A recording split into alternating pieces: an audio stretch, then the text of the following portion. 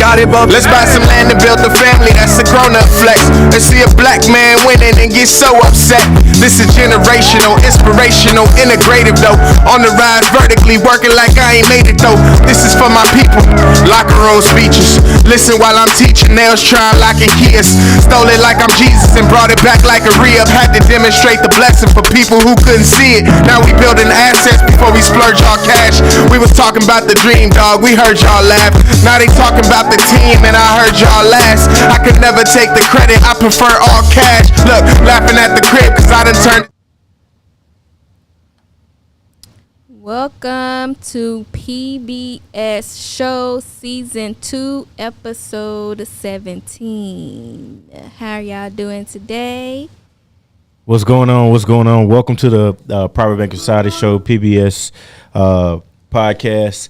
My name is Iggy. We're here with Dr. Jake. He'll be in. And we got a special guest that we're going to introduce to y'all in a moment. It's been a little bit of time since we've had this show. You guys may have been tuned into our other show, the BBSR, where we're talking about buying, building, selling companies, understanding the different strategies, talking about the new book release, and really understanding more about what it is we have going on when it comes to that aspect of things. But we're back with the Private Banker Society Show with talking about our hot topics, talking about things going on within the banking industry, talking about bank shutdowns, business fails, and just other things that are going on. So with that being said, what's up, Doc? How you doing? Hey, man, listen, this wasn't going to be no show without me now. Listen, what's up, Doc? Listen, we had to get this stuff together. Y'all know Mogul has abandoned us.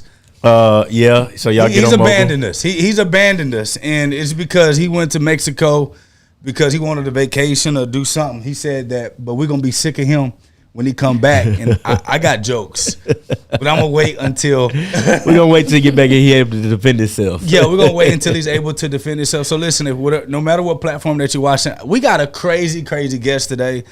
And I'm just going to do his bio now because I think y'all got to know who right here. First and foremost, y'all know that we don't do guests. Y'all know Dr. Jake really don't trust people, okay? Because y'all know they be here on this internet lying. They just be lying. So with this guy right here, he actually had an office. That was step one. Step one. Do they have an office? Step two, do they have a staff? See, those are the two major things I like to start with, just to go with there. And then, then I peeped around his office. I said, show me around. He showed me around. He has a nice spot. And then I saw something that was really crazy. He did over $160 million of loan origination last year. And listen, that ain't no small number. Listen, that ain't itty bitty. Hey, that's almost $250 million. Yeah, that's a quarter almost. Well, we might as well. We close to round. We can round it up. If we put a little color context on it, we like to embellish a little bit. That's what we're gonna do. We're gonna do that. Yeah. Okay, he did nearly $250 million. Yeah, that's nearly. That sounds good, right, B? It does. Yeah, all right, listen. Hey, don't show him yet. Don't show him yet because listen, y'all gonna see him, and some of you ladies, I seen a ring on his finger, so just know. y'all Brad Pitt is taken. So Brian was born and raised in Dallas, Texas. He attended Lake Highland High School. He has 18 years of experience within the mortgage industry, and in his recent position, he was the top producing mortgage originator. He won several awards. I told you I wanted the awards I seen and incentives because of what he does. Texas Tech grad. He's put a strong focus on building a large network of clients outside of the real estate industry. So CPAs, attorneys, financial advisors, financial service related associates, because he's really big on building a community of pretty much like superstars so that he can continue to add value to his community outside of just real estate. He loves golfing. He and I got to golf. I love golfing, but it's more therapy than me being good right now. I was about to say because, it's more therapy than I'm good right now. But eventually, time is going to make me good. When you on the driving range, though, it's pretty good, though. No, I'm off the driving range now. I'm saying, but when you on there, I ain't seen when you. I was on the driving range, I thought I was a man. But I also had a trainer right there. And then I went out there on that golf. Yeah, that's a whole nother. So I'm earning every inch of my membership at Las Colinas. Okay, I'm earning every inch. In his free time, he said he likes to volunteer with various church functions. He likes to spend time with his family. He's been featured in D Magazine, DallasMortgageNews.com, Candy's Dirt, Forbes Magazine. Y'all heard what I'm talking about. This is another Forbes guy. Oh. Another Forbes Magazine guy. Credentials. Just credentialed up with proof. And a plethora of publications, which means he's somebody that you don't want to play with. Y'all, welcome to the welcome. How we want to welcome him? Welcome. We can't say welcome back like that. This is news for us, so I don't even know how to. Yeah, then we got to figure this out because. All right, so we'll do it like this. Welcome, Brian, to the stage. Welcome, Brian, to the stage. What's going on, buddy? I'm good, man. Thank you guys for having me. I appreciate it. This is going to be fun. Looking forward to be the first guest, hopefully the best guest. Numero uno. Just here to give everybody game, man. Hey, listen, I'm actually excited about it because, one, y'all already know I really only trust one person in the real estate world. Her name is Jamisa McGyver, Dr. Jamisa, 29 years old now, 29 properties, a hotel, multi-family properties, all debt-free. She owned all the properties debt-free. She tough than them, but you got to meet her. But when he and I start kind of talking, and we got on social media, and I started kind of listening to how he sway and how he talk, and winners know how winners talk. Listen, when you had the interview with him, as soon as you finished, like you called me, you was like, bro, this guy, amazing dude. He did this amount, does this, listen, and he know what he talking about. He not one of these folks that's out here talking. I cheese when I find somebody that's like me. I cheese. And he didn't know I was scouting. I'm looking up, okay. Yeah. All right, because he never told me, what he's done. That's how first I noticed how you're a winner. And then when you kind of peep and you see how the staff approaches him, how they respect him, and then how he honors them too, with what they do, like that gained a lot of respect for me. So how this normally works, y'all already know. We get our word of the day because the number one focus is to make sure that we increase your vocabulary so that you can start speaking in a much more affluent way. And then two, we talk about hot topics. We're going to straight facts. And then for the first time ever, we'll be doing a full interview of what's going on. So welcome back to the Power Bank Society Show. You already know. I'm excited. Let's get it going. Shandon, what is the word of the day? Alrighty. So the word of the day is esculent. Esculent. So this simply means edible. Edible? Yep. That's all. It simply means edible. Okay, so esculent means edible. All right, so we got to use this. We got to use this in a sentence. So esculent means edible. So think about that. He gonna go first. So some of these things today that I'll be seeing, these new foods, I'm not sure if they esculent or not. Ooh, esculent. Okay. Yeah, what you got? Hey, everybody right now that lives in Colorado is going to start talking about esculents versus edibles. That was good. Hey, I like that. Hey, listen. I ain't got nothing to say. No.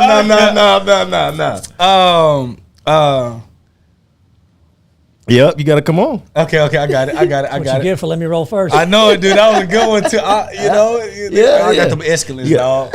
Hey, I got them esculents. You got them esculents, dog? All right, so when it comes to edible, Dan, you already said a lot of food today. It's not esculent. All right. Oxtails shouldn't be esculent. Yeah, thank you. Oxtails should not be esculent. Oh, I'm happy to see your progression. First and foremost. Did you know oxtails were actually an oxtail? No, I just thought it was like a buzzword. Bro, no, see, I'm being funny. No. Yo, me too, bro. Then when he showed me, it was literally an ox's tail. Mm-hmm. And that's the only piece of the ox that is like meaty and soft. I almost threw up in my mouth. I can't even eat it. We was in the air. He was like, bro. Because like, listen, y'all know I love oxtails. Yeah, I'm a little old school. I'm a little country. And you eat oxtails?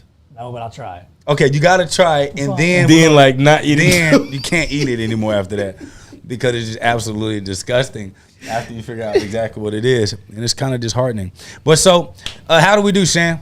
Who won? Me, Iggy, Listen, he or wanted me? Yeah, I'm gonna have to give it to B. I might have to just step to the side on that I'm one gonna have to because he say can't. Brian. Yeah. Wait a minute. Yeah. You giving away wins? Listen, he earned that one. That was good. That was He good. earned that one. Dang, he came on the show whooping you. Cause usually It was you, off the top, but Yeah. I'm the first guest. I got to Yeah, perform. yeah. come on, man. Yeah, he earned that Them one. escalates. You know I ain't giving away no win. That's He what I was earned trying that to one. figure out. Okay, them escalates. What's up with the hot topics? All right, so hot topics for the day. So the recent fall of major banks, including First Republic Bank, yesterday has caused concerns that the U.S. is on the brink of a financial catastrophe, one that could resemble in the 2007-2008 crisis that led to the Great Depression. All right, let's just start right here. Especially with the Great Recession, you were in business in 07, 08 in the Yeah. real estate business.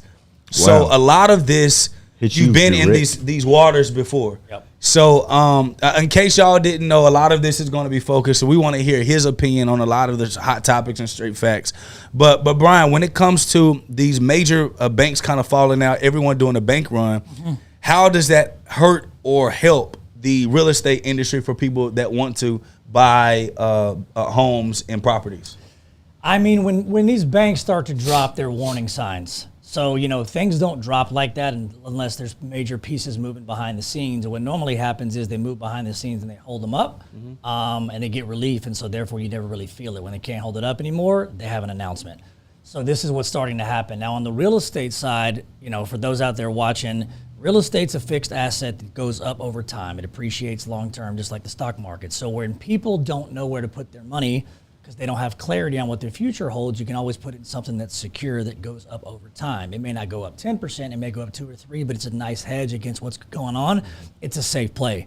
So this is where you're seeing people, securitize their money. You see these big articles like BlackRock's buying up $30 million in multifamily and single family, and I thought, well, there's supposed to be a housing crash. Why would they do that?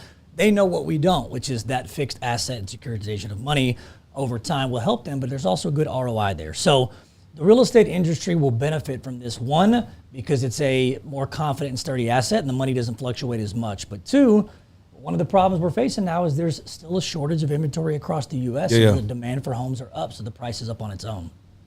So, well, let me ask this then. Especially talk about BlackRock. When you talk about multifamily homes, are they doing 4 units and down, or are they going a bigger? I think both. I think it depends upon where they're buying. So some of the story behind it is they're buying it from an ROI investment standpoint. Some of it is they're buying it because they know exactly where they're going to relocate their employees, and a benefit to the company is, hey, I'll get you a house, right? So it can be a strategy from a recruiting tool as well, plus with tax law and write-offs on all that. But also if they're trying to figure out, where do we put our money? No one really knows. I mean, crypto's up and down and bond markets are up and down. And overall, yeah, houses have dipped in the past 9 months, but pre-COVID, they're still way up. Got it. So if your house went up 40%, it's dropped 12, you're still up 28. It's up, better yeah, than what it would be. Got it. And people know that when there's a shortage of inventory, Yeah. the natural demand's on the move. So right now, it's hard to lose, even at a 6% rate. And Iggy, when it comes to the banks kind of like shrinking and people kind of scared because of what's going on with the banks, how has that helped or hurt our marketing, especially with people on our tech products and stuff like that? When with the banking situation, one of the things we had to do was definitely take a look at our pricing structure, and also take a look at how it is we're communicating with the marketplace when it comes to like trends that are going on, when it comes to the messaging that we have in the marketplace, understanding the real pain points of what's going on right now in people's lives. And what we've noticed is that a lot of people in the marketplace, that prices were up, trying to provide a service, trying to have large profit margins. Their business suffering. What we saw even like before things really got in the thick of things where they are towards the end of or the beginning of the fourth quarter last year, we started making these pricing adjustments both in our pricing as well as in the way that we advertise and market it. And we've been able to see our customer base not only sustain but also continue to grow even through these times because of the offerings and how we looked at things in the marketplace. There was a little bit of a revenue hit though. Yes, correct. We Absolutely. had to I was telling Brian, we had to give almost like a 60% discount Correct. during this time just to be able to sustain our customer Right. base. And so the bigger reason for that is, is not just to keep the margins there and still having the same amount of revenue coming in, or more so looking at the customers and the amount of customers that we were able to keep and continue to grow, so that we can have a larger customer base, because we know when it's time for the exit, that customer base is going to matter for the people who are looking to buy, so that they have those products they want to infuse, upsell, cross sell along, or couple it with the actual technology. Yep. So we definitely saw a hit when it came to revenue, but in terms of actual customer size, as far as the customer base, we saw a sustainment and an increase in the number of customers, which long term, as far as our strategy was beneficial for us. Okay, we definitely saw that. And that takes me right back to Brian, because you brought up a major point on seeing having to make adjustments price wise. Has there, in the real estate market, especially with people wanting to get loans, because that's the meat of your business, right? Have there been rate cuts? Like, have the banks been trying to find ways, or have they been able to find ways to be able to incentivize people to still want to get loans during this time? Or has your business had to make changes, or is it still the same even during a market like this? Everybody's corrected. Interest rates doubling in a 12-month period is going to correct something, right? It's just a matter of what it corrects and who it corrects. So there's been a correction. I don't think it was necessarily a bad thing. The COVID run was so strong that, even though it might have been good for the pocketbooks for some folks, it really wasn't that good for potential homeowners. You just pushed them out of the game. So the correction was okay. Everybody's made adjustments, whether it's staff, business practices, policies and procedures. I think the hardest part, specifically in Dallas, is over. Real estate is all local. Okay. So when we're looking at stuff and we see, CNBC, Fox News, whatever, these headlines, they're blanketed. It's a U.S. deal. So the game is not the same in Dallas as it is in Kansas, it is in California, here and there. Generally, sure, but what people need to look at is in their own backyard. Economically, Dallas is a great city, great people. It's good, growing, good tax policy. So you've got this adaptation, this culture of people wanting to come here for a multitude of reasons. Could be weather, could be sports or people. But when you have a surge of folks and a population spike, there's still housing needs. Got it. And, the takeaway is people have to understand that renting is not a good long-term strategy. It's okay, but when you're renting, you're paying a mortgage, you're just not paying your own. You can't do it forever. And so while interest rates slowed things down, the hardest part of the correction is over. I think what people really wanted was clarity. Where's the bottom? They just wanted to make sure they didn't buy at the bottom and everything wasn't going to fall apart. And you're slowly seeing rates come down, housing pick back up, and that's because I think people have a little bit more clarity and security in the housing market, but also people have FOMO. Honestly, they missed out 2021, 22. They've been sitting on the sideline for 3 years being like, that $300,000 house is worth $400 now, and I've been wasting $90 grand on rent here and there. And so people are cool with getting in at a 6% rate, paying what they think is a fair price for a house, just saying like, hey, it might be a monetary and financial thing, maybe, but some people are like, dude, I just want some roots for my family. Understood. I want a place to call my own. I want Thanksgiving at my house. And I know even if I buy right now, you can refi in a year when rates are cheaper. But if you're in it for a 10-year play, it's like your ROI is going to be fine, because in Texas, houses historically appreciate at 4 or 5% a year. So the long game is what people need to think about, even if right now is not perfect.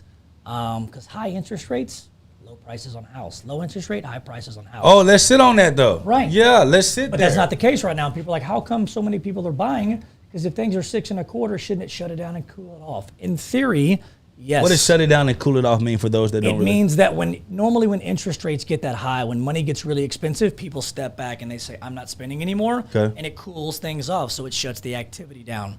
It did temporarily for 4 or 5 months, maybe last August through Christmas. But on the flip side of the coin, why it hasn't cooled it off as much is because two things.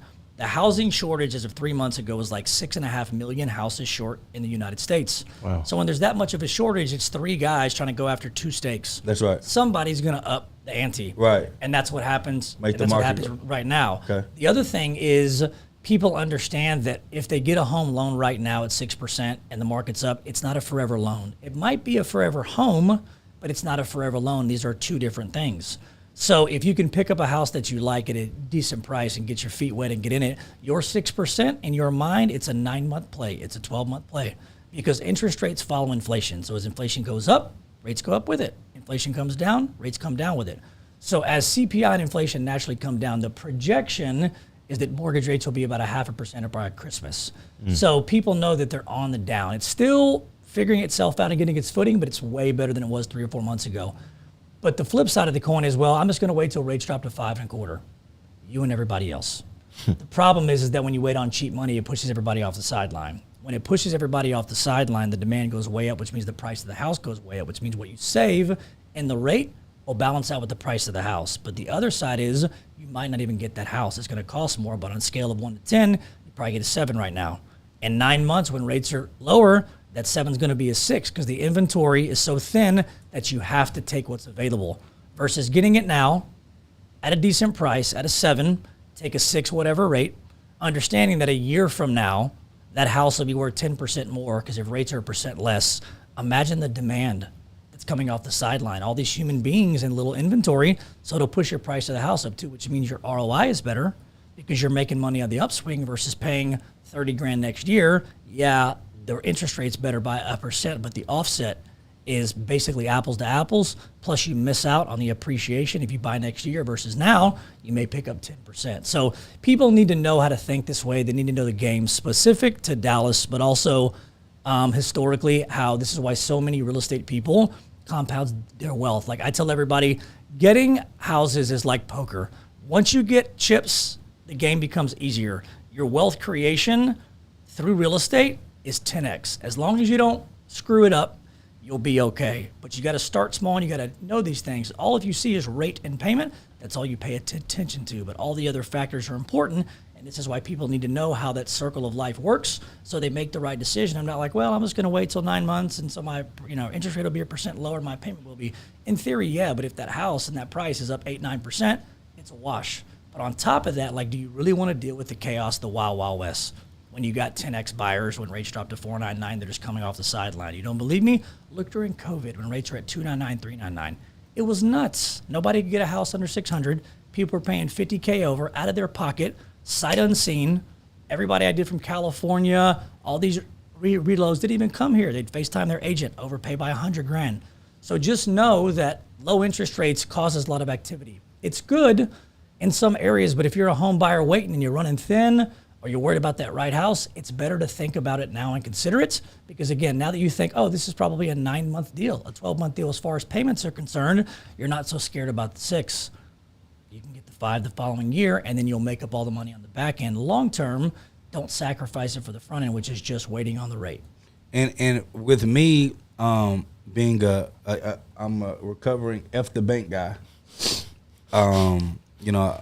I have a way. I feel a certain way when it comes to, and my audience knows banks, and you should loan guys. Like and I just because I know the history of banks. It's been hard for me to even imagine that until meeting some people like you, that kind of brings some form of understanding to the concept, especially with us teaching people how to buy and sell companies, leveraging SBA-backed lenders.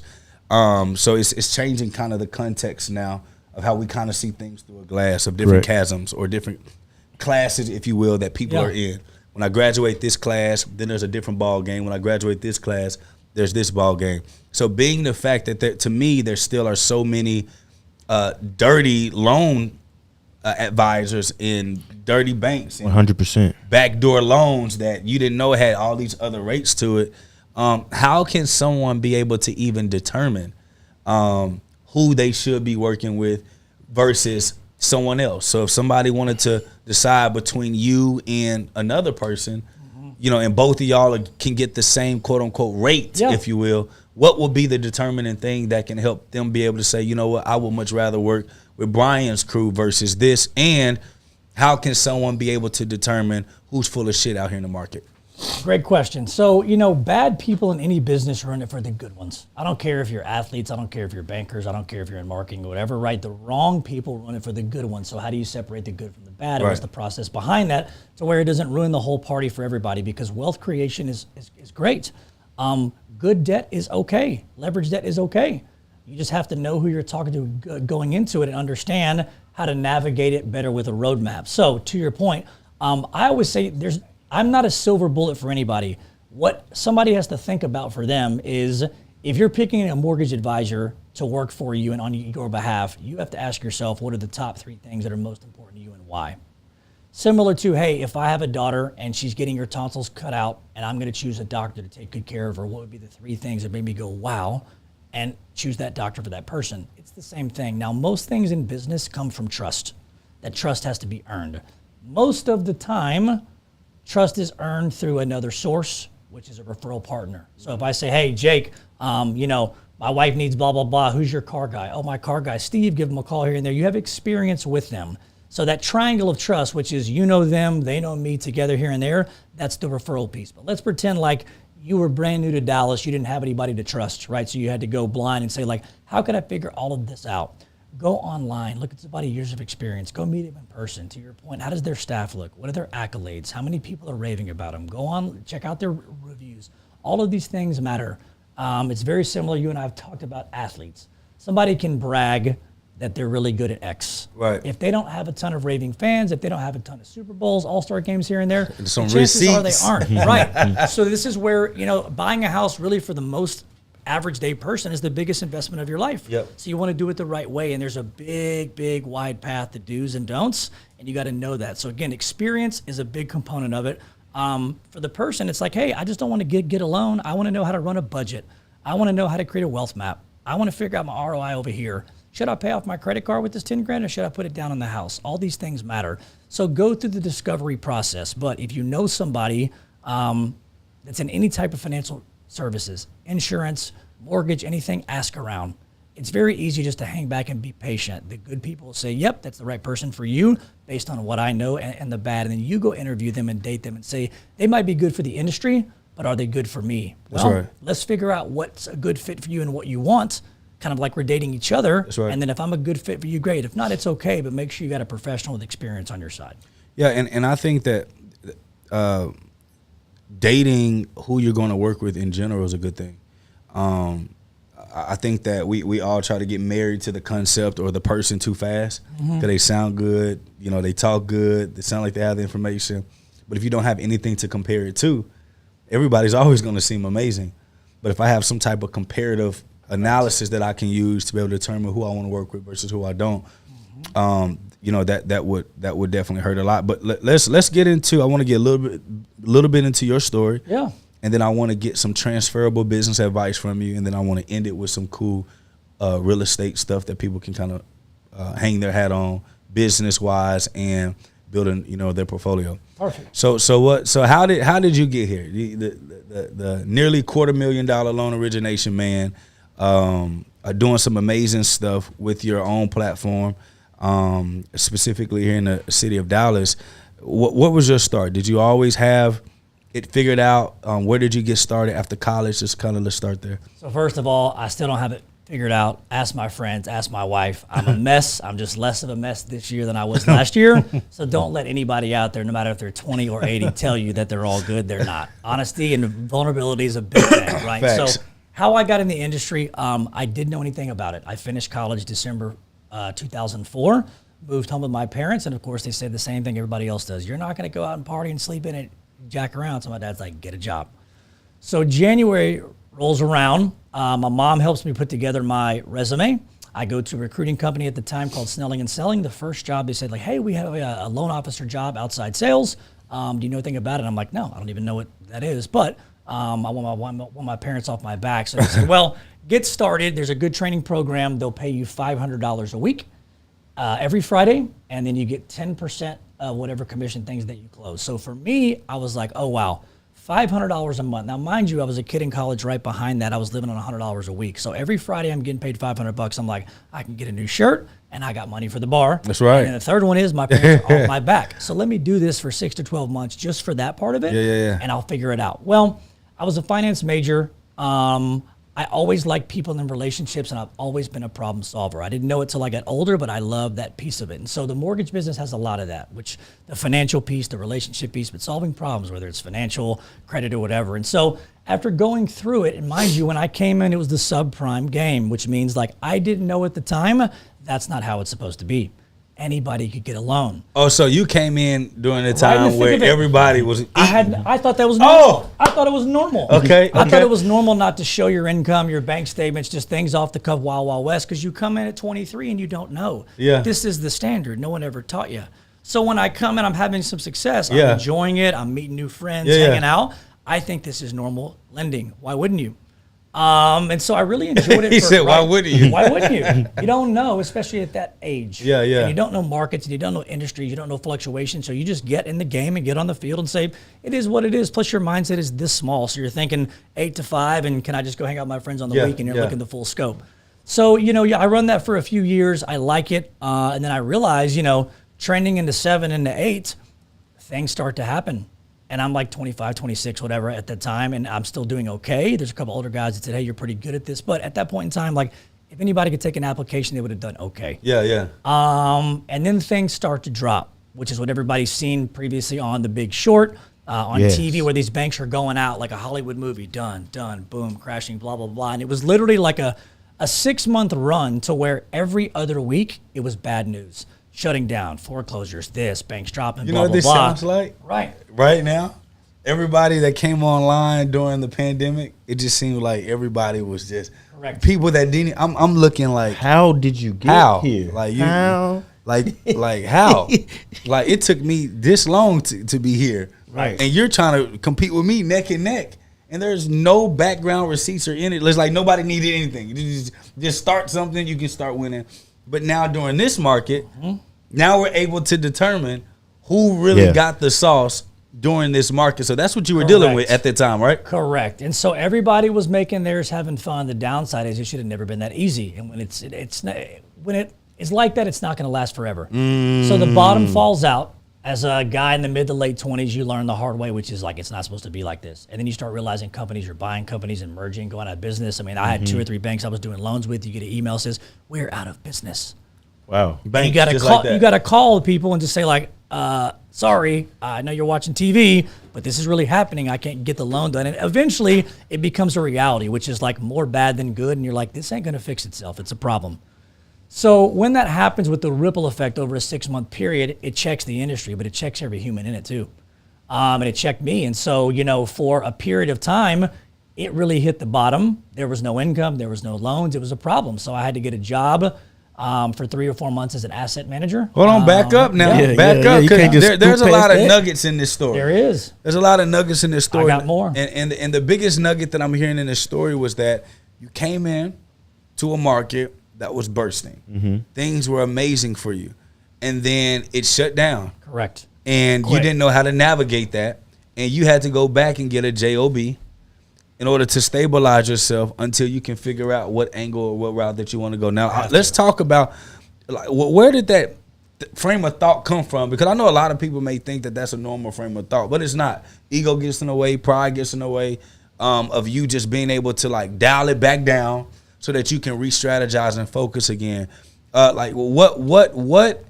Who was around you that told you that it was okay? Did you grow up when your parents were like, hey, listen, just figure it out, you're fine? Like, what shaped you to be able to say, no sweat, I'll just go get a job and we'll figure it out? Or was that a battle? It was a battle, but I also think too, when something like that happens and you step back and you look at it, when it's like it's across the globe, you realize like it's a problem. You have to adjust. Now, I probably didn't adjust that well then as I'm telling it now, but you realize like this ain't going to course correct itself within a month. It's a huge issue. Yeah. So it came down to a choice, which was like, okay, am I going to make it in this industry? What's going to happen in the industry? I don't know. But in the meantime, I have to do something to create income. So of course I call my folks and they help you out once or twice. But other than that, it's like that's it. Grab a shovel. So sometimes life forces you to do that, which is like you can't sit around and feel sorry for yourself. You got to do something just to stay above water. So my something was, a lot of jobs weren't even available then. But what happened is when this foreclosure wave hit, there's a flip side of the coin in the industry that's like a janitorial trash out cleanup. No, stop. I'm fixing to get No. in my third job No, I had at stop. one time. Yeah. No, stop. Yep. So you go from being the one getting you into the house You got it. to Full being the circle. one that's cleaning it out. So the second Talk part, about it. Right. Yeah. So it goes from loaning the money to make the deals work, the deal's not performing, everything collapsing. Then I go work for a company that has to manage the portfolio, that everything's collapsing, and I have to approve the things that are needing to be done to the house. They call them trash house, janitorials, yard cuts, whatever. And when somebody gets their house taken from them, they don't leave clean. They screw it up. They kick in holes. They do all kinds of stuff here and there. So I'm approving this stuff during the day because they need human beings to say, yes, this much trash, and we'll pay you $10 to do this and cut the lawn, because they're trying to get the houses back in order enough to circulate it to get it ready for the realtor. That's right. So they can sell it and start over. Now, the third component of this, okay, just so you guys know, I had a third job at the same time. One of my best friends at the time was an awesome blue-collar guy in Houston now. Shout out to Robbie, awesome dude. He got smart and said, well, who's hauling around all the trash? Who's actually in there doing the paint work? Who's getting everything done? I'm going to start a business, get a truck for a loan, throw a trailer on it, and all these banks that are paying to go clean it out, I'm going to be the guy. So he started that, and that other job that I had wasn't making me enough money, so when I got off at 5 o'clock nights and weekends, I'd throw on some gloves, get some Taco Bueno, roll with him from 7 to 12, and we'd clean out the houses, and they pay you per house, per picture. Hold on, wait. Come back to me. Right. Come back. Wait, because, listen, there are so many freaking nuggets in this story, and this is how we're able to determine, like, where somebody really is. Yeah. Because for some reason, we talk about this all the time, how for some reason people think that we circle around each other peers and talk about our wins. The amount of time we talk about our wins is, I expect for you to be a winner. Yes. Like, I expect that whatever you're going through, I expect for you to figure it out, because that's why we're communicating. That's why this energy is on the same level. We spend more time talking about those war wounds, because if you can tell me, okay, that's what you did. Okay, let me not do that. Even today, we got an email from somebody that's one of our peers, owns 120 businesses, jets and all this other type of stuff. Shot me a DM and was like, hey, Jake, pay attention to this, because I got my handed to me doing that. But in this space, he's readjusting. He's having to figure out a way how to turn his business around while supporting his family and his life, and still trying to figure out, okay, what am I going to do when the market turns, when it curves, all the way to years later now, doing nearly $250 million worth of loans. See, if you say that enough, you're going to start to realize, damn, I was close. Yeah. So in this process of really thinking, right? Now let's really process this. You went from feeling like you were the man, 23 years old, killing it, to now you're getting gloves, going to your third gig. What was the mind frame that you were dealing with? What were you listening to? What books were you reading? If you can remember during that time that kept you focused, energized, excited, and and optimistic about the future. Yeah, I mean, the third job, so I've got them all at once, right? I'm cleaning out toilets, moving furniture out the house, and over a period of time, what kept me going was two things. Pain, which is I don't want to do this and I don't want this to be my career. Okay. Until I find it, I have to do the right thing, which is just keep the lights on.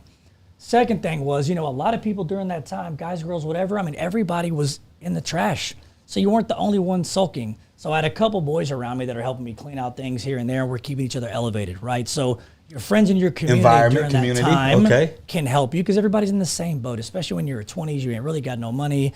He had a baby at the time, was married at the time, stuff here and there, but the stuff's already thin. And in a market like that, it ain't turning quick. And so these losses are actually lessons. And there's no way that anybody can be as good as they want to be unless they've taken some L's. It's just how you take the L and adjust. So when you're young like that, I come into an industry where you don't have to know something, and then it pops pretty quick for 24 months, and it's a bad tailspin, and you have to do what you can do. So I was a loan officer with no loans for 9 months. Talk about it. I'm clocking in at a $40K salary just to keep it on, but I want more. But also my buddy's like, hey, we should be the people that get approved. Let's go clean up all this trash and get it done because the money's better. And I'm like, I got time. I'm single. I need a compound that I got to get out of the hole. And so we're rolling over a long period of time. So I get to a spot to where I'm out of the financial hole, but I'm in the mental hole of like, this sucks. I don't want to be a loanless loan officer. I don't want to work behind this desk and approve this stuff. And I don't want to be digging in trash cans and toilets to get it all done. So I had to make a decision. The decision was, am I going to commit and beat what's happening, or am I going to let it beat me? That was the moment. And that came from a place of you want to preach pain. Today? Yeah. You came here to preach. It came from a place of pain, which is like, I don't want to feel like I'm going to lose overall. So the only thing I knew how to do at that time was, well, I don't have a lot of money. I don't have a lot of resources, but I'm single with a ton of time. What I can do is put in mad work. And I just told myself, now I have to learn the loan rules. It's not that easy to get an application. I got to network here and there. And so I just committed, honestly, to doing 80 hours every single week, learning just proven to myself, even with one loan to get Hold on, over how the many? hump. Wait. 80. Wait, how many hours a week? 80. Now, hold on. You committed. Notice he didn't segment the hours. He committed to 80 hours a week, but his main focus was loan origination, getting people loans, and he had no loans out. So There was no money to loan. okay. And the rules were 3 times as hard. Okay. So my thing was, okay, well, everybody used to be able to get it. Now nobody can. So how am I going to beat this? So one, my mantra is knowledge is power. Okay. That's my whole deal. So I'm like, if they made it really hard to get loans, I clearly have to learn how to do them if I want to make it happen. So I got to read these guideline books. They're like phone books, right? So that's where I started, was like, I'm going to learn at least some small stuff, one step at a time. And then my whole thing was work ethic, meaning like 80% of the LOs got washed out of the business because it's too hard. They were making $100K a month doing nothing. Now you got to make $5K a month doing 3 times as much. No, thank you. They moved on. But I saw, okay, well, somebody has to be there to do it. It might be twice as hard, so let me at least try. I'll do this versus clean out toilets in foreclosed homes. Let me put in 80 hours, read the guideline books, and I literally lived in a subdivision in Plano in a townhome with my boy, and I used to walk up and down the sidewalk every single weekend and walk into open houses with my laptop and be like, hey, I'm Brian. I'm a loan officer. Can I work this open house? For 4 years straight, I never missed an open house, 50 weeks out of 52 in a row. And I put that mindset in and just put blinders on and said, I'm going to do it. This is with no loans. That's it, 0. And I start going, and then after 9 months, 10 months, it goes, and I get a couple loans, 1, 2, 3. And then what I realized was like, all right, I kind of understand the rules a little bit now, but what I realized is I'm in a desert. There's no LOs. And these realtors still have to get money from a mortgage guy or girl to make the deal work. The problem is nobody knows what they're doing. No one left. And so that's when I appeared on the scene for the first time, was working these open houses, walk up and down. And I'm sure they could see me as a young guy walking in. Here's my business card, shaking hands, build the rapport. They could tell I wasn't distracted. I was committed to them. And the one brick at a time, I got one realtor and one loan. And a couple months later, one realtor and one loan. And I rode that out for like 4 or 5 years. So call it 9 or 10 to 12, 13 was the 1 loan, 2 loans, 3, 4, 5. And then what I figured out was, okay, I know the rules enough. I'm not going to make mistakes. But at the same time, like, people are not working like I'm working.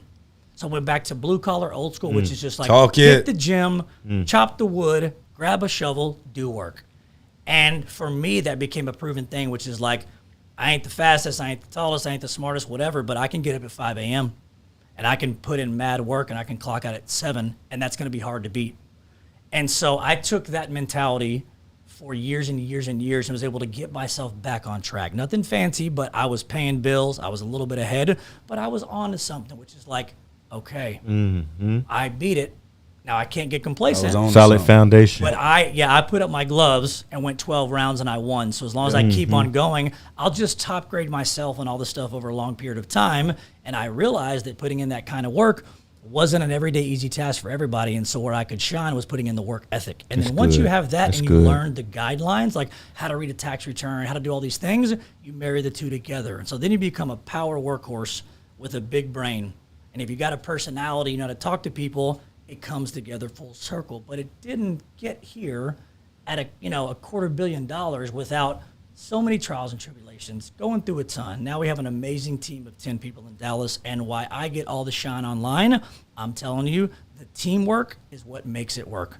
There's no way I could do anything without them, but we're at a place now to where we are enjoying it, helping a ton of people. But I told you at 42, I'm getting to the place of like on the back half of my career, it's a legacy piece, paying it forward, both to teammates, to partners, but also to clients.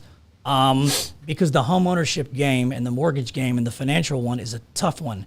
And we're not taught that in school.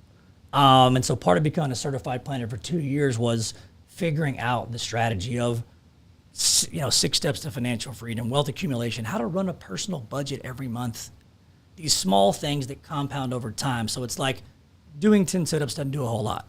Doing it for 20 years and then adding on jump rope, adding this over time, and that's the mindset. So that's the way that I approach the mortgage business, not keys to the house. That's the fun part, shopping, seeing the brick, the bedroom for your daughter here and there. But getting your money right through this piece is what people actually want. It's just that most lenders, the barriers of entry are so low to become a realtor and a lender. It's great and it's terrible. So if you want to become a lawyer or a doctor, you have to go to medical school or law school. The bar is so high that when you become it, no one questions your character and the quality. Lenders and agents, unfortunately, can go from being a bartender to a lender in 60 days. Now that's great because there's a lot of people out there that are really hardworking and smart, and they'll elevate the industry. The downside is, to your point, there's a lot of people that are pretenders. So the 75% waters it down. Well, you can't play that game with a house. You can't give people bad advice and let the house and the mortgage and everything mess up. It takes forever to course correct, and it's too much of a burden and a hit on somebody's lifestyle, their credit, their financials, and their family.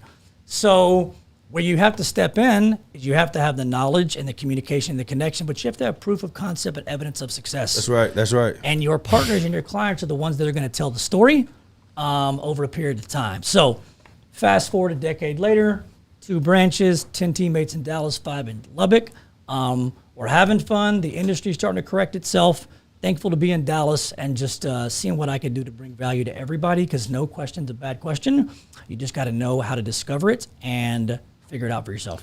Listen, I got some. I still got some questions. Bring it. Because just in the story, of course, we got some industry specific questions, but I really think that we're getting some of the feedback here in the chat, and they're saying, "Man, this is so good."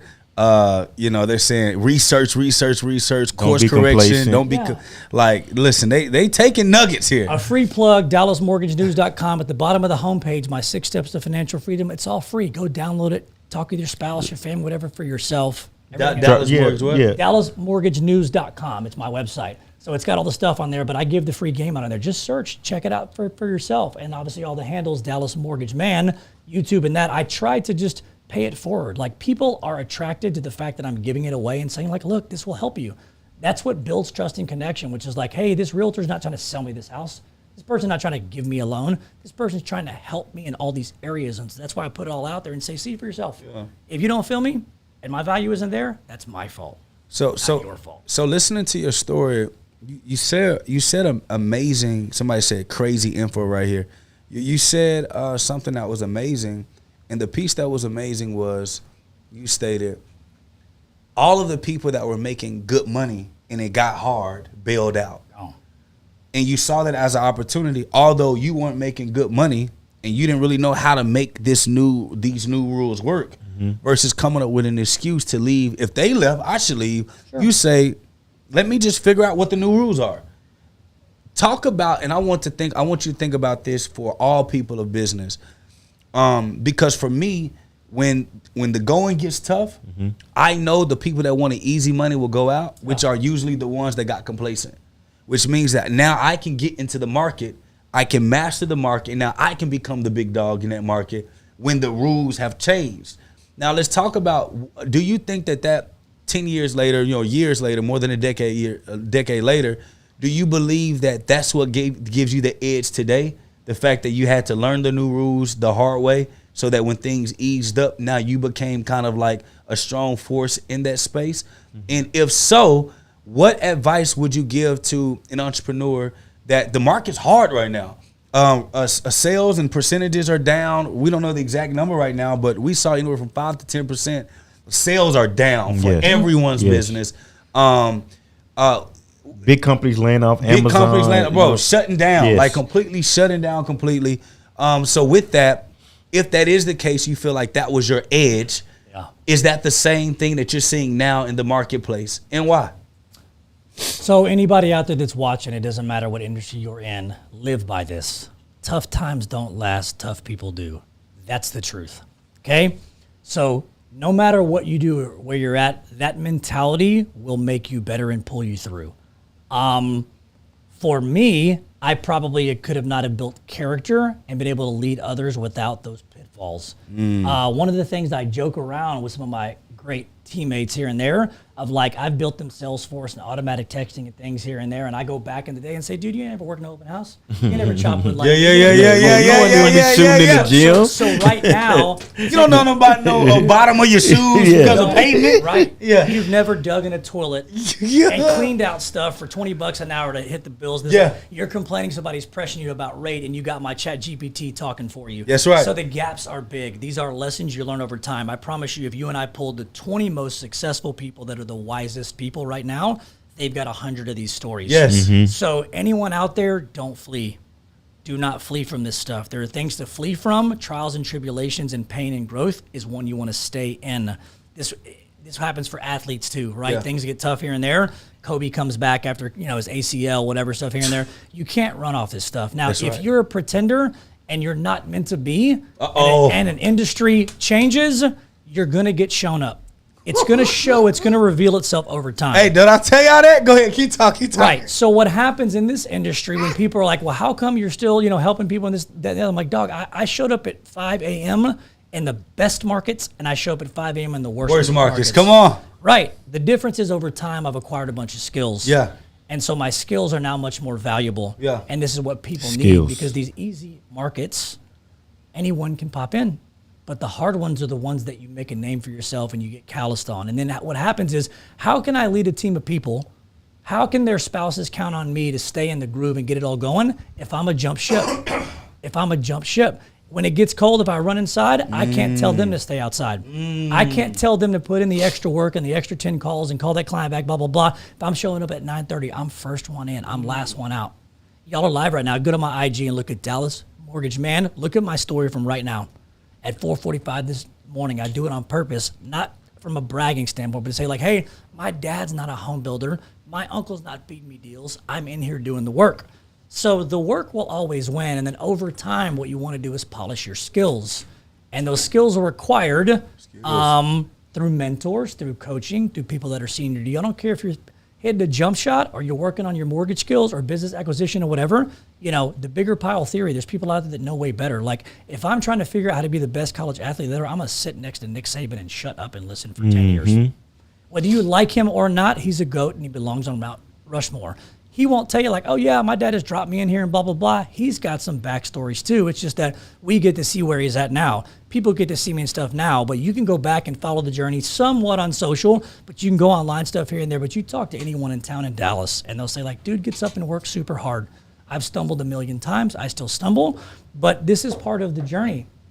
When you see people online, Elon Musk, people like that, they're like, oh yeah, I just hit Tesla the first time around and made $1 trillion. He's like, that dude's got 900 backstories that failed. We just didn't see them all. So it's okay to fail. It's part of the journey. It's just you can't run when it gets tough.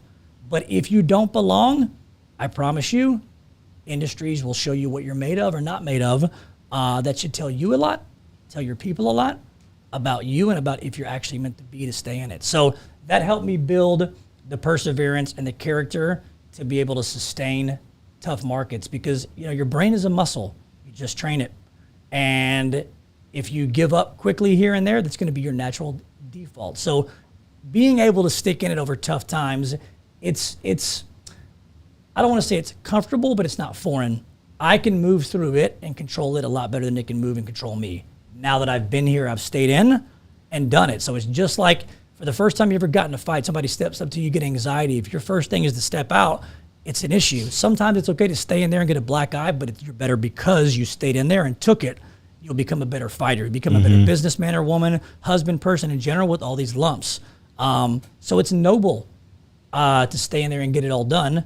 But at the same time, if you don't belong, as soon as the market corrects, it's going to spit you out. And people can see that. And so now the ones that are still in it, but they're also not just in it, meaning like they're licensed, but they're still active and going and talking to people and doing all this. These are the ones, because people want calm in the storm. They want clarity. They want to know, like, how do I get through it? And when you've got real skills and you got a vision and you got heart, and you stay in it, it's just a matter of time. Man, man, listen, those that are watching live right now. They said, come on, somebody, this real life stuff. Listen, they are absolutely loving it. This is how I know that this one's going to get a lot of traffic, especially the clips. It's going to go crazy because you give it mad game. And we talk about this all the time. Businesses are cyclical. You have moments when you feel like there is nothing you can do. and everything going right. You have moments that you feel like there's nothing you doing right, and Everything going wrong. But it's having that even keel of the goal every year is to win a championship. Right.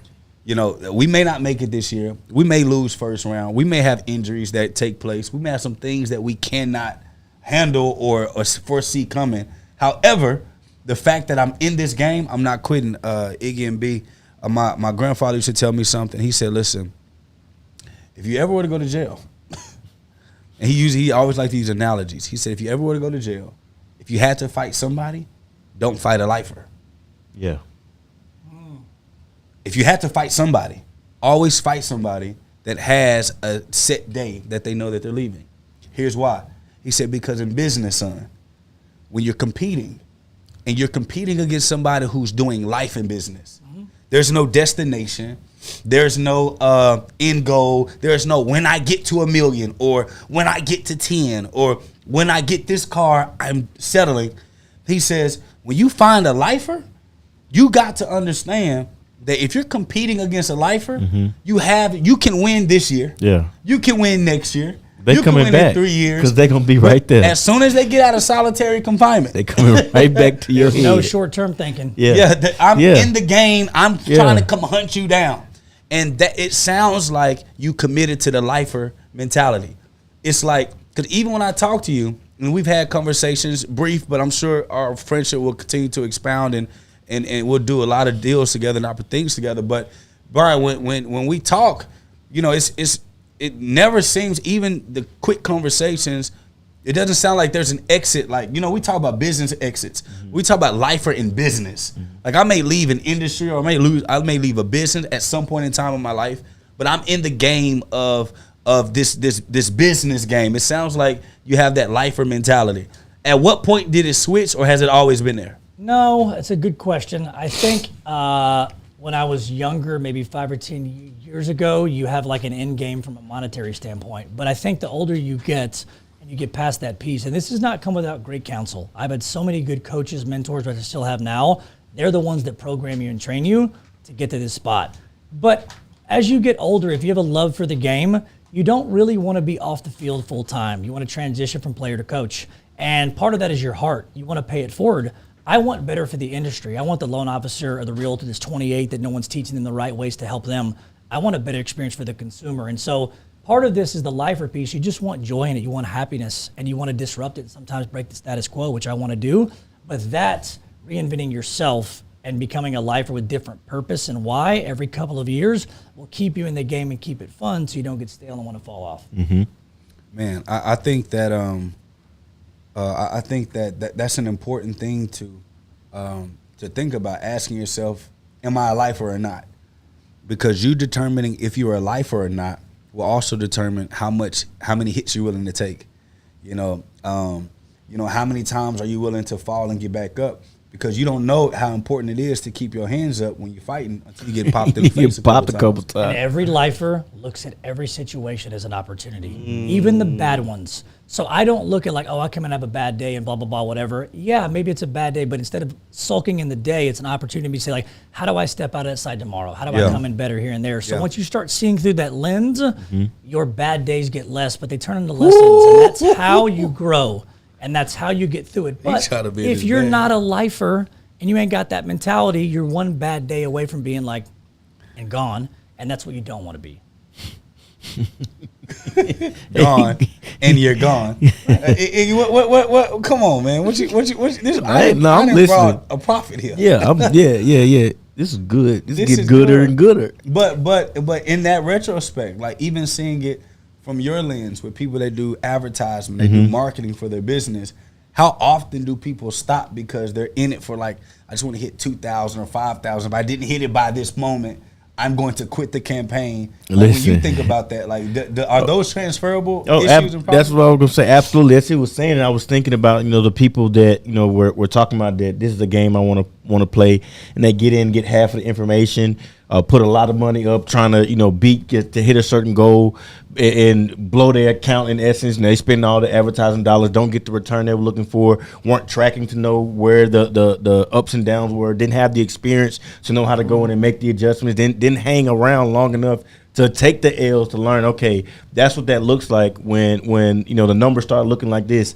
This is the adjustment I need to make. There's a lot of people that quit too soon, that they went back to the job, not in an effort to come back, but in an effort they gave up of what it is they were trying to do and just went back and said, that's not for me. There's a lot of people that see that. I see it in marketing. I see, when it comes to advertising, see it just in marketing, understanding strategy. When it comes to implement that for their business, for product, for launches, understand that just because you have this idea, just because you did the research, you got the business plan on it, when it comes to actually executing on that and then being able to execute and get a result, 1 time, 2 times, and consistently be able to get that result. When you understand that consistency it's going no matter how consistent you are with the effort, the results may not be consistent over time. You may have to you will experience those down periods, and if you don't have the muscle, if you don't have the know-how, if you're not in it for the life, if you're just in it for that monetary game, you in it to get to that certain result, and you're trying to watch somebody else and compare yourself to where your results are to where they are and compete with them, and you're not in it for the love of it or for the passion of it, or to understand that this is what I'm doing, no matter what, this is what it is I'm going to do, I'm going to figure this out. People quit all the time. People fall by the wayside. People are not ready to walk that long walk, to pave with bad shoes on, to run with messed up ankles. They're not willing to really do what it takes in order to win on a level that they think about. They're not willing to put in the work of what they see in somebody else who's achieving those results in order to get to the place where they are. I want to ask y'all a question, and I want to hear Brian's thoughts first, and then Iggy, you can always backdoor it. Do you believe that lifestyle marketing has destroyed the respect that people used to have for entrepreneurship, or do you think that it made it better? What do you think? So I think it's both, meaning it creates an opportunity, like social media, digital platforms, it creates an opportunity for people to get eyeballs faster in the event you have a great product versus sending out 10,000 mailers and keeping your fingers crossed and hoping somebody calls you, right? That component of it is great, because if you have a good product and you can get it to the street, the market is the market, it's going to bang accordingly. However, the flip side of that coin is you can appear as such online with no depth, and it does distract and confuse the consumer and other businesses on separating the real from the not. So this is where I think it's a gift and a curse. Mm-hmm. Would I take it away? No way. Would I like to modify some stuff? Sure. Absolutely. Sure. But again, it's like going back to it, it's a long game, it's a lifer. I mean, every lifer that I know is so in love with the process and the journey.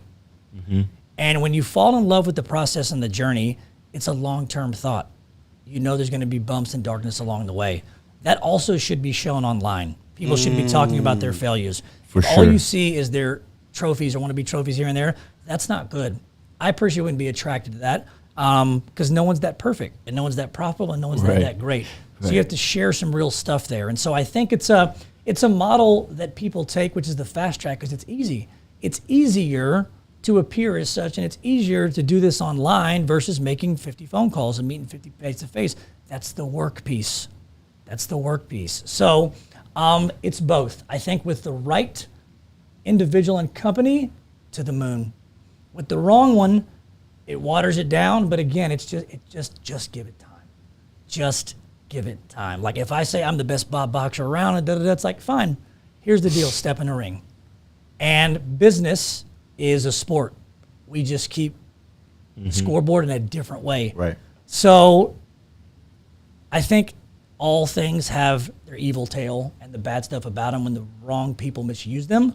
But overall, I think it's better. But the problem is that people are shortcutting the purpose of it, which can mix up the good with the bad, and this is where society and the market has to test it to make sure what they see is what's actually there. What's your thoughts? I actually agree with a lot of what it is that he said. When it comes to lifestyle marketing in general, I believe like marketing in general is lifestyle, but I think what social media has done is allow people to only give one spectrum of that lifestyle, and to the point that they feel they need to fake it to a certain degree in order to portray that aspect of a lifestyle.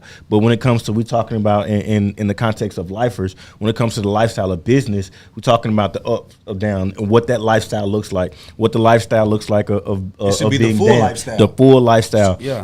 being Because in truth, when you really in business and you committed to it, even in your down times or the times it seems worse, you can find the lessons in it. You can find laughter in it. You can find things that want to allow you to move forward. But social media has gotten people caught up in showcasing the result, and I think that it's a lot of mainstream and pop culture that's kind of got infused into the way that people market, trying to portray or cater to a certain type of demographic lifestyle, and they think that lifestyle they think that it transfers across all demographics because of what it is that has been popularized by social media and the trends of marketing. But when we get down, we even see this in our paid advertising campaigns. I look at trends and try to figure out like what's the other side of that trend. Is everybody's going this way?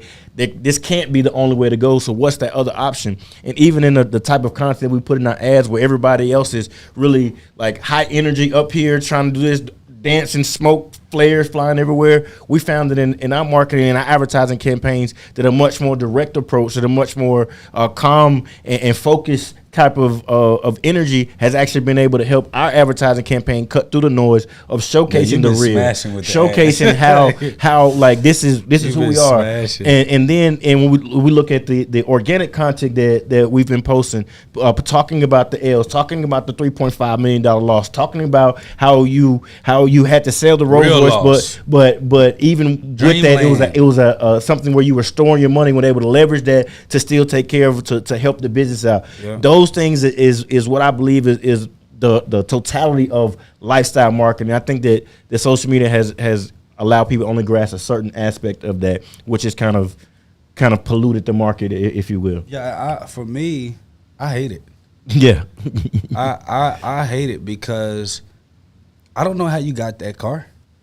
Like I don't know.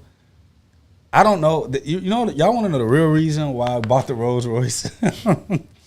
And it's petty. Brian, you're going to find out about me. I'm just competitive in all things. I may act like I'm not competing. You're going to be like, how did you get the same? Yep. Iggy wrote a book. I said, I think I want to write another one. I'm like, he's like, bro, what are you talking about? That's just me. I tried to hide it. I'm just competitive, and I talk all the time. I may talk about you, but just know if I talk mess, I'm going to tell you. Yeah. If somebody say Dr. Jake talk mess or Jake talk mess about you, and it's more than a week and you didn't hear me, I said it to you, they lying. Because I can't wait to tell you. Because that's just me. But the point I'm making is it kind of cheat codes the process. Because if I'm using this Rolls Royce as a prop, the reason why I bought it is because I knew several people who rented out the same Rolls Royce every week just when they went out, just so they can stunt and use it as marketing. Then I found a lot of people that were like, bro, I'm like, yo, this is crazy. Yeah. So I went and bought it cash, documented the whole process just to show people. And I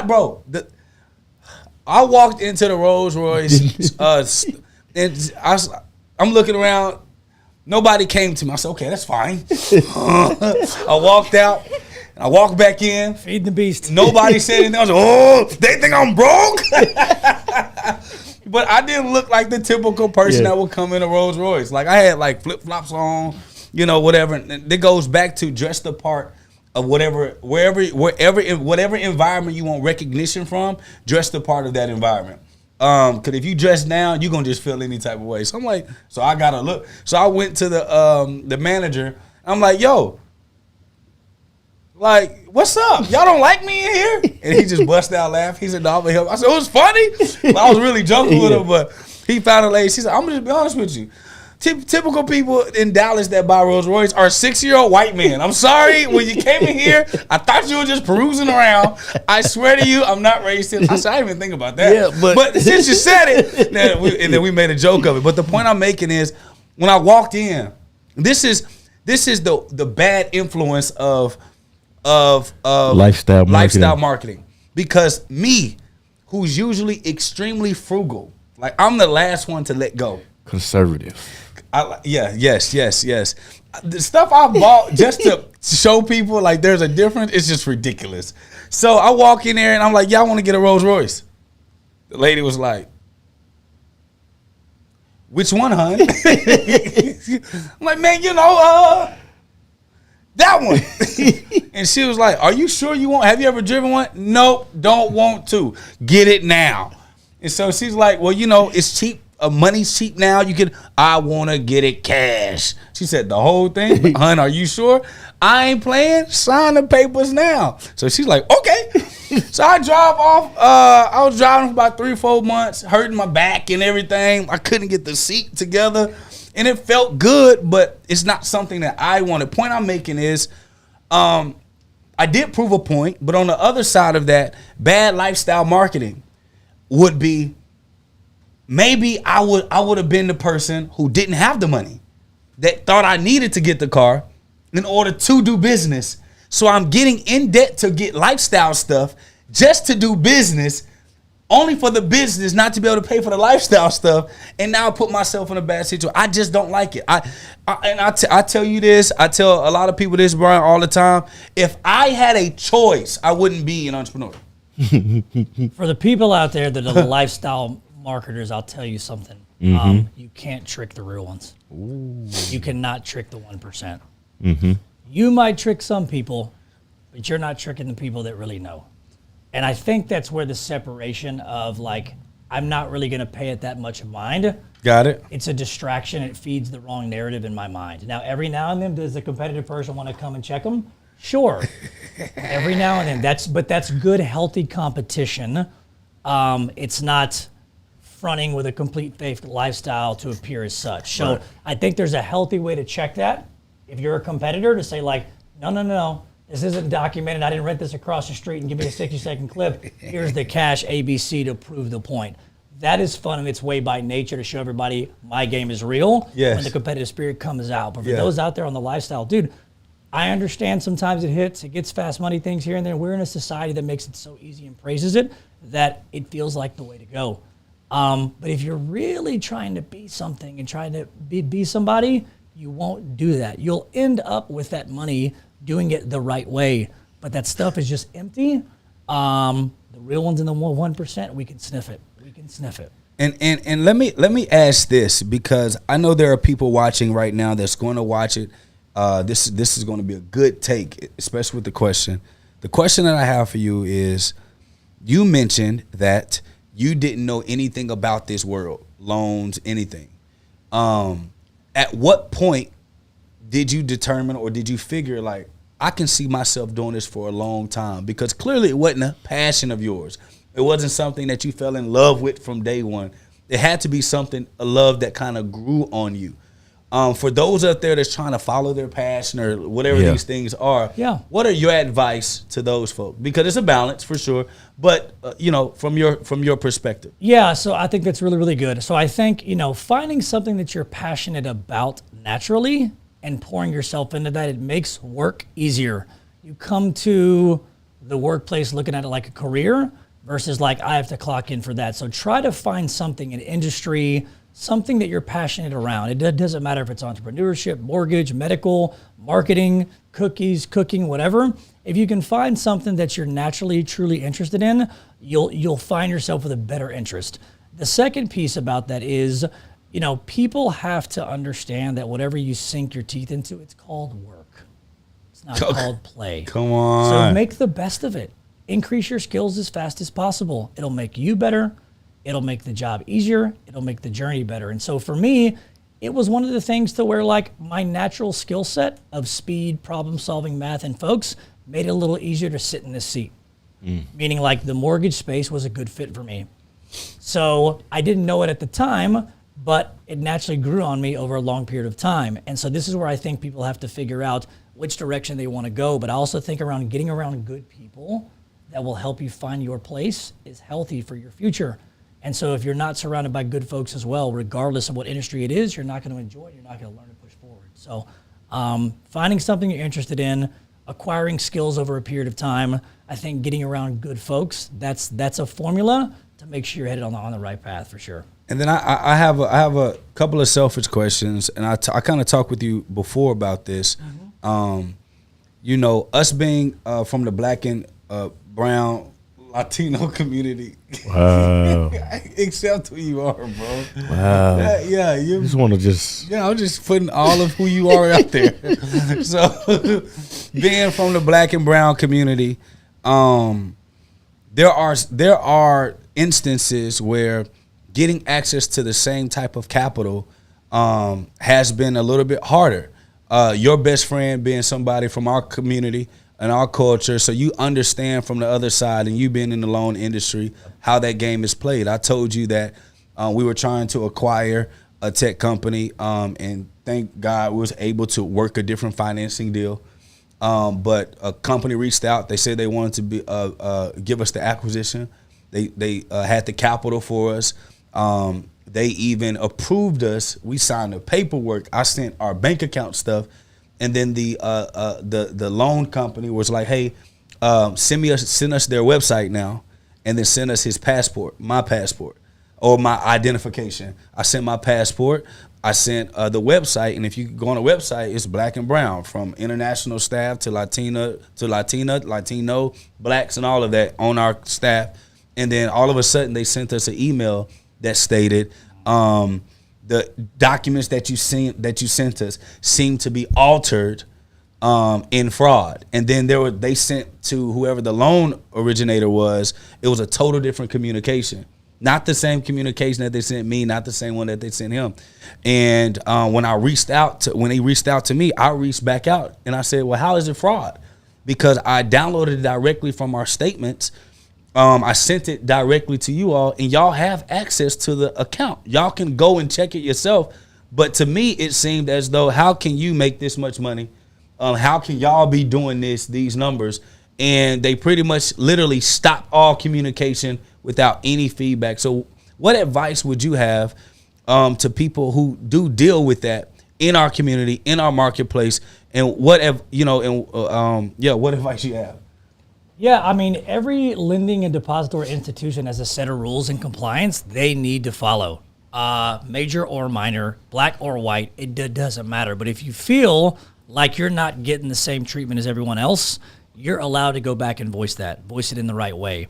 These bankers, executives, whatever it is, they understand what can and cannot be done. It's just that in industries that are this big with this much discrimination, it's very hard to navigate through that on a day-to-day, right, via email conversations here and there. Because the truth is, I don't know any more than you on the banking side, SBA stuff here and there. Now, I know there's some compliance rules about the way they have to go about it and decline it and do a little bit of discovery and things here and there, but they just can't flat do things like that. They're just hoping that, this person's not going to do it and blah, blah, blah, and doesn't know the stuff, it'll go away, or they don't want to deal with it, right?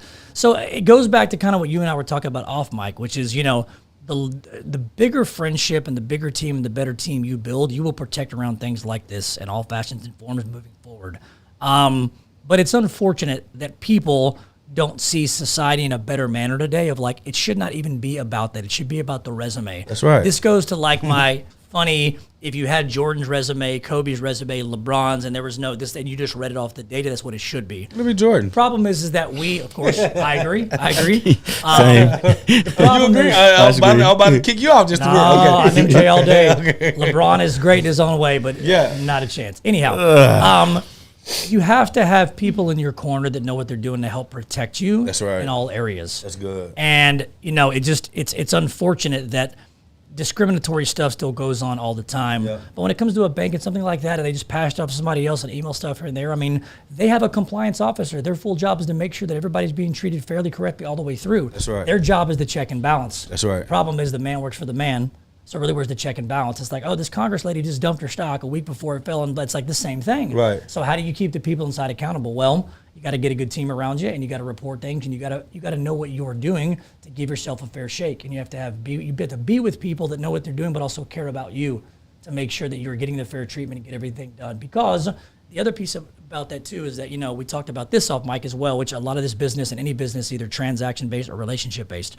If you're relationship based by design, you're going to care more about the person and their outcome and their results and their ROI on that stuff. Right. But if you're just a regular banker that's a transaction banker and this, that, and the other, you may not give the appropriate treatment to everyone, which is unfortunate. But the relationship piece, in my opinion, will protect you better than not having it. Got it. And you talk about team a lot, and now this is selfish for our listeners and our watchers. Team is what you talk about all the time. I tell my guys we operate as a team with the companies that we own, the the team meetings that we have with the other tech companies that we manage and own, the insurance agency, the meetings that we're on. But internally, we operate like a team. Can you talk about the importance, because you and I talked about the likeness of collaboration with likeness. If somebody were to build a team per se, let's say people get too caught up in the semantics of I got to pay this person, I got to pay this person. Does that mean they're on my team or whatever the case is? Talk about move money aside. What should who should everyone have in their Rolodex as far as needed on the team? So the first thing everybody has to do when they go through the discovery process on this, you whiteboard and you do a 1 and a 3 and a 5 year vision. If you don't have a vision, you don't know where you're going, you can't build a team. Okay, so if you're wanting to build a team and get a business plan together, you do what's my 1 year vision, what's my 3 and my 5. And then what that does, it reverse engineers for you of, okay, to get to year 1, I need this many people with roles and responsibilities and a flow chart things. And it's like if I'm going to build a basketball team in a year, I'm going to win a title, well, I got to have 2 guards and a forward. I mean, you don't go blind. So business is similar in nature. And so you have to figure out the vision, because if you don't know where you're going or building, how are you going to know how to hire? That's right. So start with the vision. Second thing is don't reinvent the wheel. Oh. There's a lot of really good people out there with solid blueprints that will carry over to your industry or that you can borrow from others. Mortgage business, real estate, entrepreneurs, medical stuff here and there. You have a quarterback. You've got receivers. You've got a running back here and there. And so that's the other piece is you're not the only one going through this. Somebody else around you has done something similar or somebody in the past. So you can borrow a lot of success, right, from others. So you have to figure out short-term, long-term, see where you want to go, borrow as much as you can. And if not, just kind of play the hypothetical, which is, all right, if I got this much business, blah, blah, blah, what are the next steps? And this is why I like flow charts. I like metrics of like, once I get this many deals, I need this many people. Roles and responsibilities, things in there, and you can engineer up and down. But you got to have a leader, number one, because they have to have the vision. This is where the people go. So that's the first person. When you get that there, then you have to figure out, hey, who are the additional people that I need to have behind me in order to carry this torch and get it all going? A lot of times, depending upon your vision and your business, sometimes that's an assistant, sometimes that's an accountant, sometimes that's an attorney. There are circles of that. And some of them come first and second, depending upon the industry and the specific person's vision, but all of them end up being a full spoke wheel. So my answer to that is, get the vision first, make sure the leader knows where they're going and they're clear on how they're going to get there. And you can beg and borrow and copy a lot of things that have been done over time, specific to your industry, and then getting best practices from other folks. So a lot of the game's out there. Okay, and then that's internal team. What about external team? So what we talk about is, as the business owner, you need your lawyer, you need your this person, you need your that person, depending on your industry. Your external team, you built an external team. Financial advisors, realtors, other CPAs. loan officers, CPAs. Is there a specific number, or is this a caliber of that you look for the older I'm getting, I'm top grading. So, and when you're young, it's like I'll take whatever because I want to get it going. As you get older, you realize, more is not always better. Better is more, and so you start to figure out like quality. Yes. Okay. And this is where I figure out. I have to be really good if I'm going to go after somebody good. So I have to up the team, up the processes, the system, the technology, the gifting, the value, and all that. So as I'm getting older, I would rather spend more time with quality people that are like-minded because I know my clients. I know who the clients and partners are, which tells me I know who my clients and partners aren't. So you have to identify that up front because you will attract that and go after that. But you have to be careful about that direction because sometimes you can just spread your wings too far and there's nothing wrong with it, but you burn up time and energy and stuff here and there. So the more you can anchor on financial advice, and that can be all stars, from attorneys and accountants and financial planners and probate attorneys and divorce attorneys, everything under the sun. Or you can just start with your local business, right? Think about what are the top 5 business people that'll drive the most business to me. That's good. And then you literally make it and say, okay, mine are realtors and home builders and blah, blah, blah. So, okay, great. So now I know who the target audience is. Then what's my plan of action to go get them? What's my value add, follow things here and there? So stop and say, like, what pillars of business can provide the most referrals to me and what you actually do? If you ain't got those identified, you're just shooting blind. Keep it simple first and then come up with a plan of action, value proposition, reciprocity piece, all these things after the fact, and then you can get a list. Start calling people, walking in social here and there, and you back into those small things. Then those become daily behaviors, best practices, time management. Then you start getting into KPIs, conversion ratios. Who do I want stuff here? And that stuff grows over time. But that's the way you need to see the business. And the faster you can learn from others, you'll just fast track your success and others as well, because we all learn from each other. Listen, what I'm going to say is, I got about maybe 2 more hours of questions that we ain't got time today. Yeah, we're gonna have to bring them back, especially when my hair is cut. I'm not sick. I don't have a breakout on my face. I just had to get. Put your suit on that day too. I'm definitely gonna put my suit on that day because I'm fine again. Today I feel iron, not fine. You did that for me to make me look good, man. Be honest. Oh no! Cap. Next time to show me up. When we do part 2, I gotta come better. So he took it easy on me today. Hospitable, right? But what I will say is he will be back for sure, and hopefully we'll see him often, especially like with that mortgage piece and understanding the loans and stuff like that, because. Y'all may not feel it here, but hopefully you can feel it in the video. I mean, he got great energy. Yeah, not only that, but you also have an interview with him on his channel as well. That I think people would definitely check out. Actually, Brian, if you don't mind, just go ahead and drop your information. I know you kind of trickled it in throughout the interview, but just you mentioned a couple websites. Yeah. So my birth name that my mama gave me is Brian McCauley, better known as Dallas Mortgage Man. That's all my social handles. Website's DallasMortgageNews.com. He and I got our podcast dropping. It's a wallet watch, so it's all things financial, real estate, entrepreneurial, keeping your eyes on your money. We got an episode dropping in a few weeks. He's got some major nuggets for me and for my audience and crew. So full circle, everybody's helping everybody, and this is the way that we, treat people better, educate people, show them a better way. I got quick. Do your game, the game that you give, does it only pertain to people in Dallas, or is it transferable to anyone that's looking in the space? Okay. It's like good advice, good coaches. Yeah. They know how to cut, shoot, pass, whatever, blah, blah, blah. I'm only licensed in Texas, and the reason I only really originate in Texas and mostly Dallas is because I'm old school and I like to be able to shake hands, hang out, and chill. My advice can go as far as you can take it, right? But if you want to meet me, I'm local. But I'm down to help anybody anywhere because good advice is good advice. For sure. Hey, listen, this has been a great first interview, man. You came in and you provided a ton of value, a ton of information. The chat is lit. They are getting a lot of value from it, and I definitely know for a fact that they will love to see you back. There's a lot of people from our Private Banker Society community here, and they're getting a lot of value. Just if you could leave just one thing out of based on like the conversation today, your experience, everything, if you could leave people with one thing for them to sit on, for kind of take with them and kind of move forward, what would that one thing be? From this interview today, surround yourself with people that know what they're doing. Plug in, help each other, and be patient. That is a recipe to win. Awesome. Well, unless you got something else to add, Doc. No, I'm full. You got something to add, Shan? No, I'm full as well.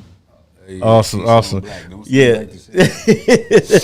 Well, guys, this is the Private Banking Society show. We're here weekly, live, giving you good information, good game, so you can kind of move throughout these markets and this economy with business, with finances, and all things in between. With that being said, it's Iggy. It's Dr. Jake. And this is our special guest, Brian. Appreciate the love, y'all. Thank you. Peace. Let's buy some land and build a family, that's a grown-up flex. And see a black man winning and get so upset. This is generational, inspirational, integrative though. On the rise vertically, working like I ain't made it though. This is for my people, locker room speeches.